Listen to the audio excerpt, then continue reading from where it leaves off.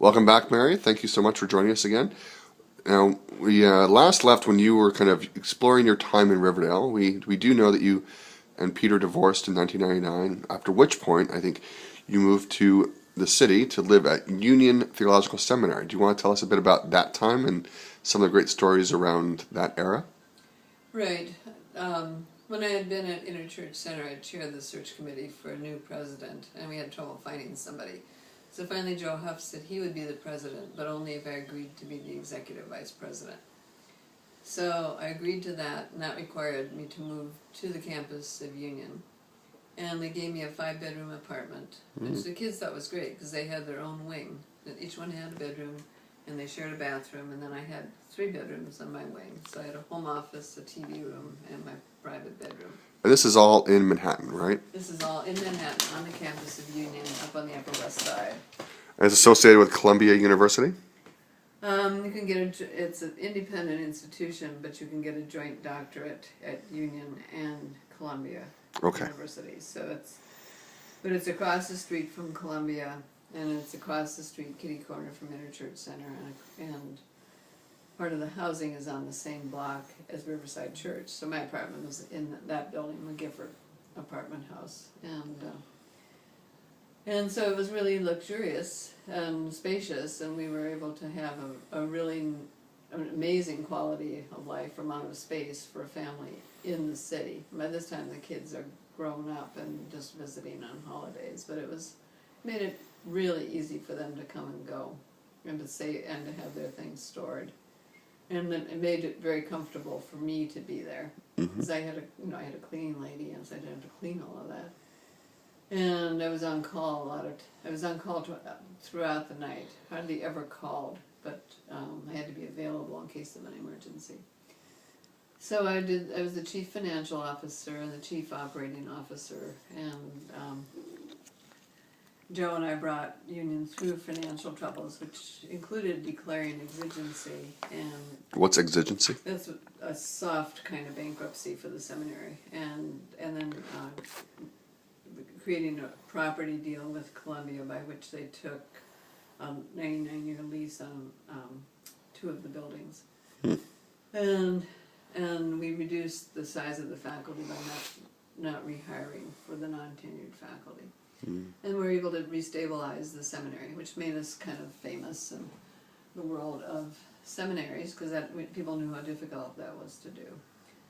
So at some point, after a few years, the Association of Theological Schools was looking for a woman's financial officer to be on their board. I got elected to their national board.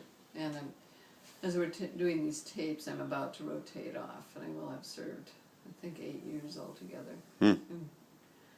And have become an officer of that board, and had a wonderful experience with it, and become expert in reaccrediting visits for other seminaries. So those things kind of all grew out of that decision to move to Union, and it was a very good job.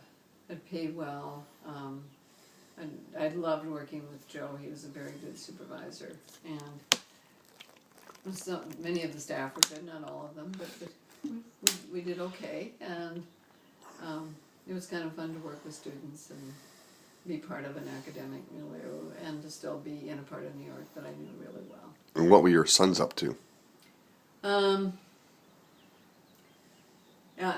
Alex had, as we said earlier, gone off to the University of Chicago. Then he graduated, and he went to CERN. He went to the University of Wisconsin in their PhD program, was in Madison for a year, and then went to work on the Large Hadron Collider in Geneva, Switzerland. That's CERN. And he worked there and worked toward his PhD for, 6 years or so. And he was coming and going over the holidays. And lived in a farmhouse in France. And Nathaniel was finishing up at Carnegie Mellon and going through various jobs, including a job at Chase that he didn't like very much, which was very corporate, and working his way eventually into the IT world. And then after a few years went back to Wharton and did an MBA, and after Wharton worked for a firm in California, which negotiated financing for startups. They were actually based in Florida. In Florida. No, I'm supposed to say California, in Florida. So Nathaniel moved around a fair amount and had a variety of jobs, but all the ones he liked were entrepreneurial, all the ones but except Chase were entrepreneurial, I think. And so both of their lives were kind of developing. Alex eventually came back to Fermilab and did not like his postdoc there and left and came and lived with me at Union. And then he decided to go into teaching and began his master's degree at City College and worked in private schools and now works in a private school in Queens teaching physics. Mm. And Nathaniel now is partner with his friend Michael in an IT startup, and both of them work in Manhattan on 39th Street and have backing there. And Tipperskip is about to make its formal launch. Very exciting. Now, since you did not stay at Union forever, you now live in Minnesota. What took you out of New York and to Minnesota?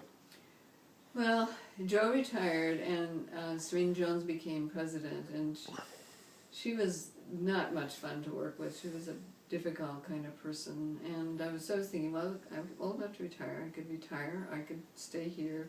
And then suddenly I noticed that there was a job opening at United Seminary in the Twin Cities. So I applied for that presidency and got it. And bought a house in St. Paul and started to work at United and worked there a year and a half when I learned that I had cancer. And then I continued to work another 6 months or so, and then finally decided to retire, and retired officially at the end of 2011. Gotcha. That basically brings us up to today. Before we sign off, do you have any words of wisdom for whoever's on the other end of this video, whether that be Luke or any future grandchildren you might have, or friends or family watching? Okay, Luke and other grandchildren and family and friends, I love you all dearly and wish you the very best. It's been wonderful. And any words of wisdom? No words of wisdom. Just be good. Do your best. Those are words of wisdom. Well, sort of, yes. All right. Well, thank you very much. Love you.